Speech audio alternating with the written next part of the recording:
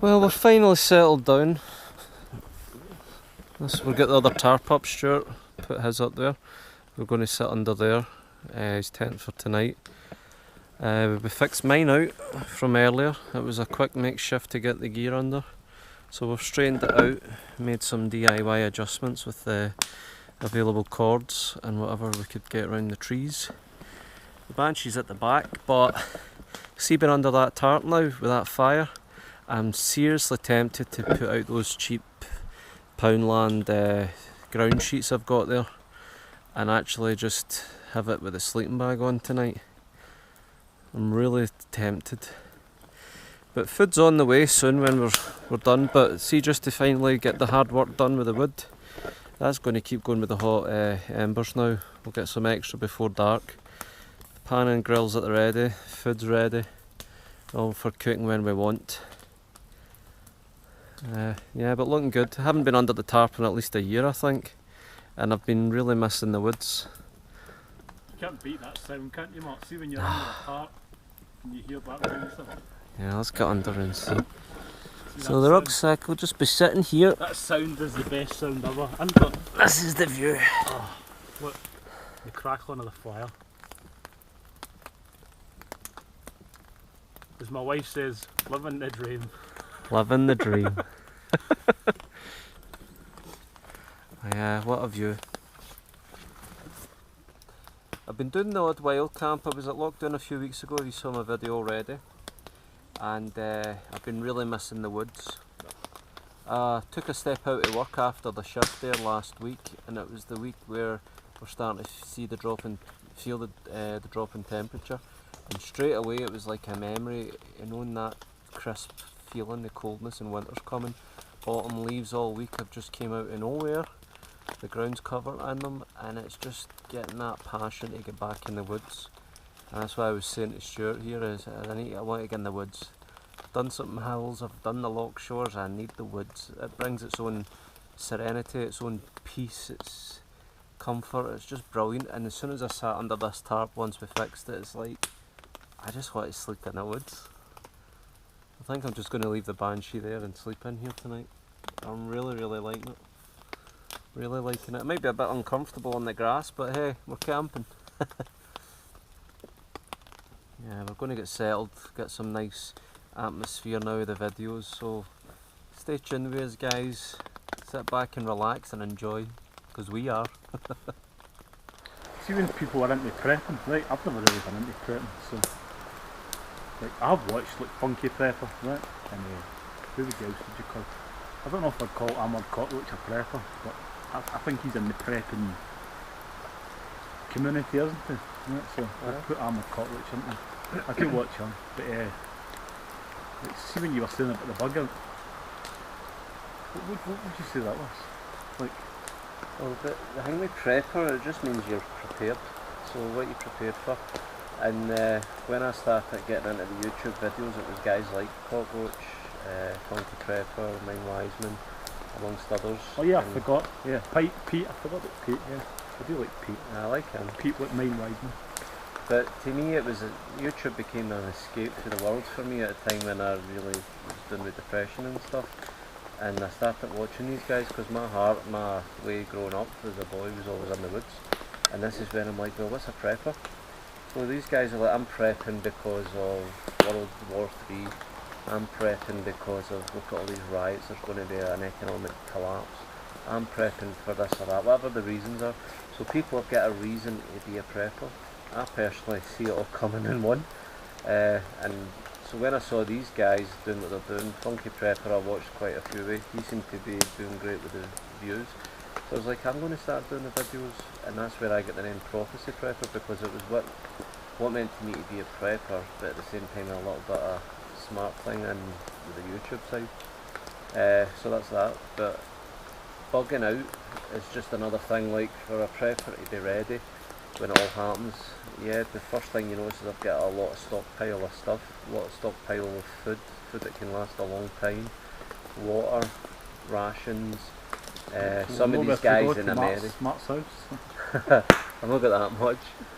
But these guys in America, that TV series, Doomsday Preppers, I mean, they're spending at least hundreds of thousands in this company to get reinforced steel bunkers made underground. I've seen them, yeah. And like, I've watched them. but you start fantasising if you win the lottery. See if I win the lottery and I've got enough money, I'll do something like that. You do. See when you see, I've seen people like got shipping containers and they've put them in the ground. Aye. And then they've put like a bunker.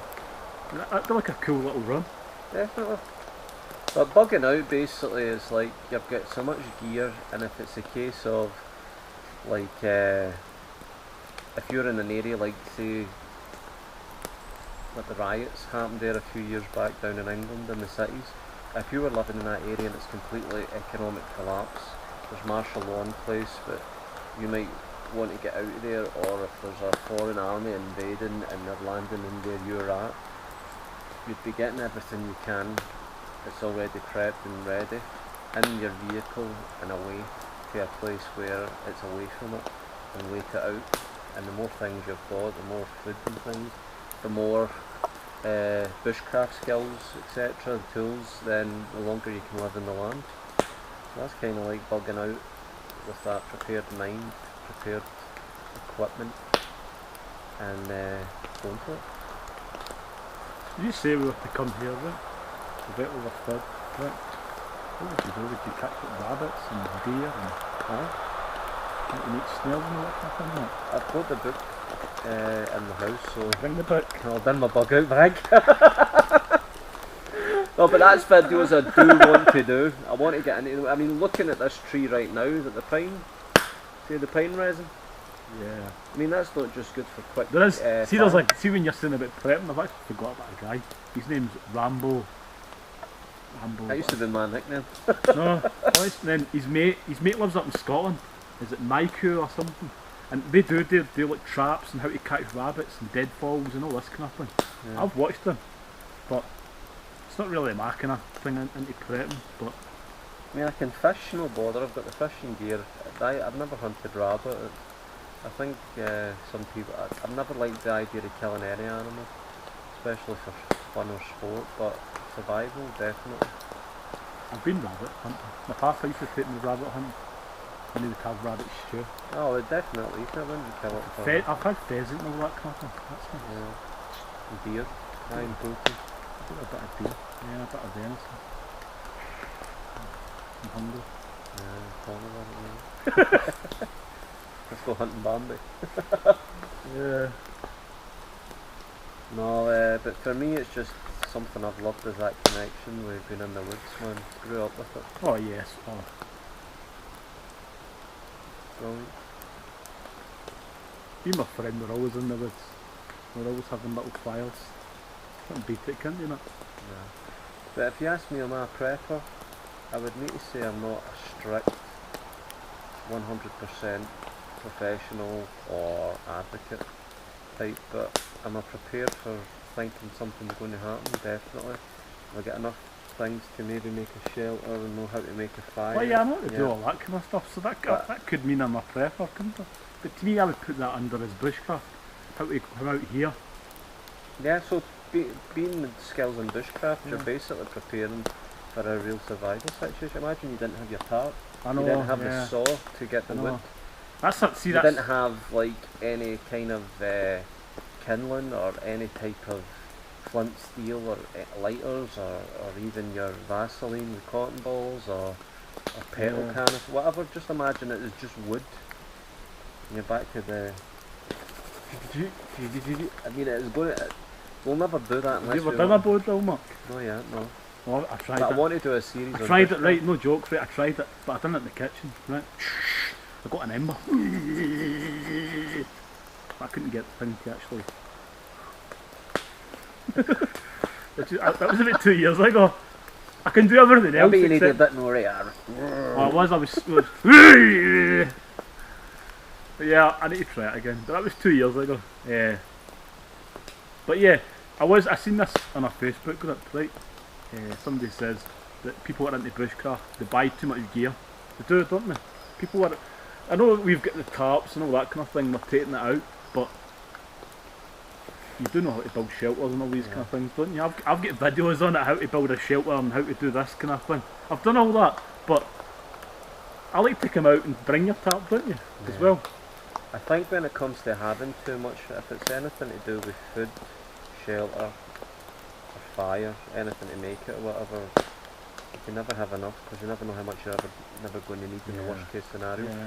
But if it's the case of like you've got like half a dozen tents or I know it was just some 12 axes, some person I seen saying it. Maybe it's all about you've got to have the expensive axe, you've got to have the Halliburton tent, you've got to have the expensive hammock.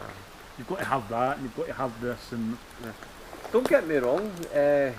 I've got some things that are a bit more of a credible name, like the Rab down jacket or something. I've got a good Osprey rucksack, which I can definitely see the difference in the price as well as the fuel. Oh yeah. But there's other things I would definitely say it doesn't have to be the top-notch price. But at the same time, I've learnt the hard way, like those boots in the West Highland way.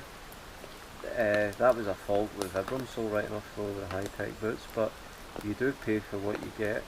You get what you pay for anyway when it comes to certain things. This is what it comes back to. Civilization, how to be that growth and being civilized. What's good, what's enjoyment. Working together for the greater good. And if it takes us back to basics and that's where we need to go, are we ready? No, but I think folks, my channel has becoming a little bit just on the wild camp, which isn't going to go anywhere anytime soon. But I keep smacking myself and saying, come on. I mean, I'm looking about here, all this pine resin, maybe collect some for the way home. I need to start getting things like that. I want to start practicing and learning bushcraft skills, get the videos to back them up for you all. I want to get back in. I mean, there's no point in saying you need to go to the hills with all your gear and bugging out if you can't get yourself up the hill. So fitness, we need to get fit, we need to get healthy as best we can. So all these things come in together. I'm a bit of an action man at heart. I love nature. I'm easy to go in with, but I'm bringing everything into the channel, guys. It's going to be more than just a wild camp with my tent. I want to get into the woods. Winter camp's coming, autumn's coming. I want to just get more wood stuff. I want to start getting back into this bushcraft mine and maybe even see what we can get with the stock. The reason I don't see myself as a out prepper with a year's worth of food in my house, why? Well, for one, I can't afford it. That is the main reason it comes down to. So the second option is some of these documentaries that have been made for TV programmes is how other people get about that. So there's but it's just circumstances of where I'm living and financial side. So what am I left with? The things I have, the things I can get, and the knowledge up here. And this is where we practice it. I was in Aldi's recently, folks, getting a few things, and I saw the new cool bags. Apart from it actually being cool, it is a cool bag. Man food, it says, with a wee caveman. I'm absolutely loving it. What do you think? Lovely. Man food, caveman. Lovely. Can't beat it. Can't beat this, can't you not, guys? Just being in the woods, little fire, cooking my dinner. So if you've ever watched the Barbecue Pit Boys, I haven't watched them in a good while, but I always remember one of the kind of recipes they gave. A good steak. We got a ribeye steak in there. Worcester, oh, smell that! Whoa! Worcester, soya, and I've got obviously the salt and pepper, spicy paprika, garlic, and I think it was seasonal, one of the spices, and it smells absolutely great. So that's going over the coals, and then I've got the rice in the pan. Stir fry it.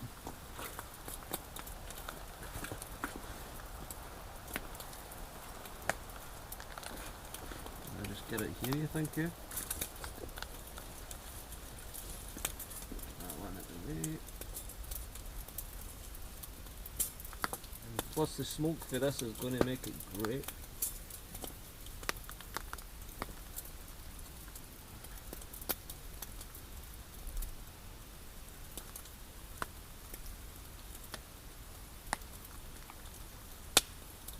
Oh, I might actually. Time is it, Mark? I'm going to use this juice actually for something for the rice. And some of that one. What time is it? Oh, that's down. Lovely. You got it for that? It's on mad. Oh, that smoke on it and all. I should have marinated mine. Usually microwave this, but it does say you can get it. Yeah, I've never tried it myself, to be honest. But Gotta make do. Grenade protein bar. You ever into the gym, guys, you need that wee extra kick with a protein, something quick as a snack. Try them, they're brilliant. yeah, it's full of carbs. Look, he's probably going to edit this out, but You need your energy. it's full of carbs. I'm trying to lose weight, so I'm trying to cut the carbs out. If your guess he's discussing it with a former nutrition student. Yeah, I know, but It's a different type, there's all different types of carbs. I've lost 5 pounds in the last week, Mark, just from cutting carbs out. So I'll just stick to. Oh, you'll get it going, man. You'll get it going. You're 2.5 stone, you know? 2.5 stone up to now. Yeah, Yeah. done well, mate. Might find a yeti. Help!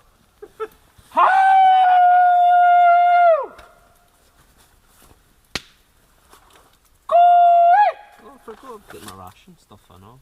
Sort it. This stuff seems to just come with me everywhere. I've got my cutlery. No. He's forgot his jacket, he's forgot his waterproofs, he's forgot his cutlery. You rushed me. Rushed him. I didn't pack till this morning. I packed and then when did I pack? Yeah, but you're going to set a bad eye Did I pack example no, here. I'm lying here. I packed last night. It was Mark that packed this morning.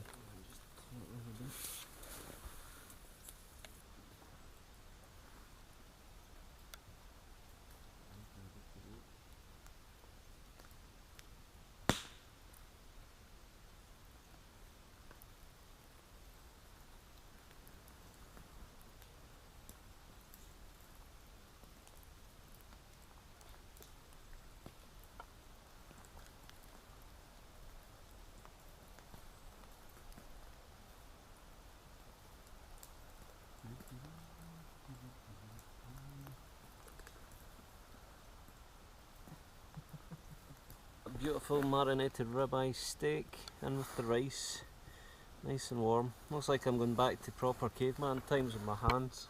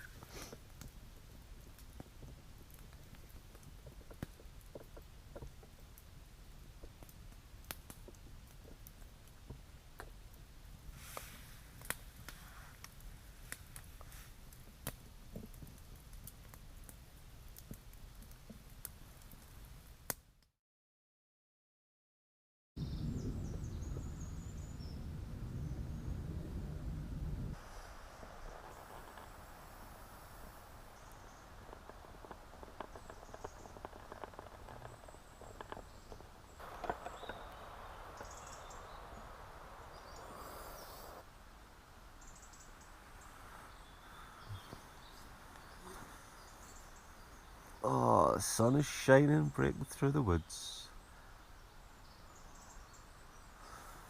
I really like sleeping under my tarp.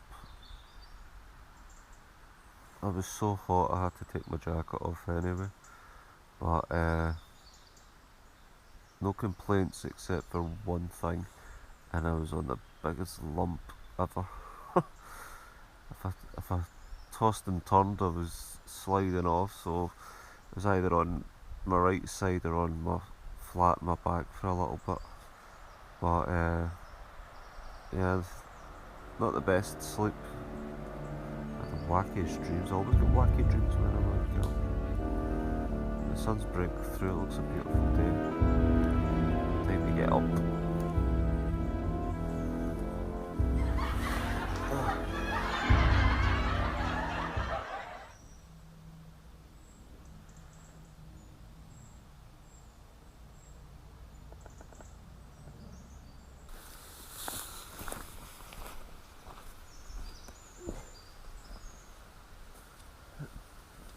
So this is how I set up the bed last night, folks.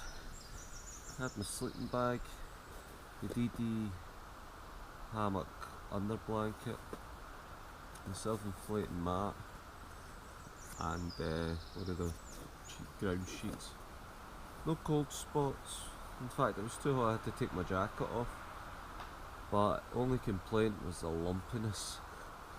I was on a ridge, basically a small ridge, and my body was wider than it, so a couple of times I turned to the left, I slid down, or vice versa, so I was either on one side or on my back, so a lot of broken sleep. It was still a good night, first experience under the tarp in the woods, it was great. It's definitely something I'll be doing a lot more often. It's a beautiful morning, which is great. No need for the tent at all, it's just stayed there the whole time. Only reason being, as you saw at the beginning of the video, the rain was horrendous all day yesterday and the tarp wasn't set up.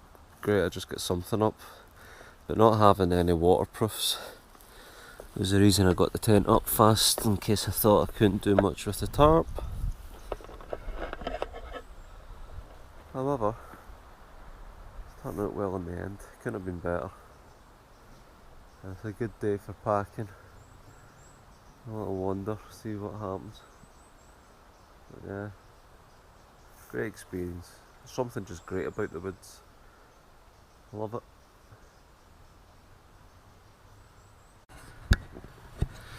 Right folks, that's us packed up. Leaving no trace. Obviously the fire pit was there, only thing that's new is the ash. But it's been out since last night, so no worries there. It's where the tarp and orange tent were of Stuart's. I'm on the spot where I was lying. I'll show you just now. That bit of green right there in the centre. Look at the holes and lumps. Now you can understand. But yeah, never here. Tarp's gone, tent's gone.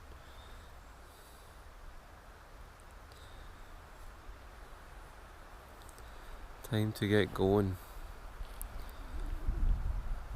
Now, there's people obviously using this quite a bit.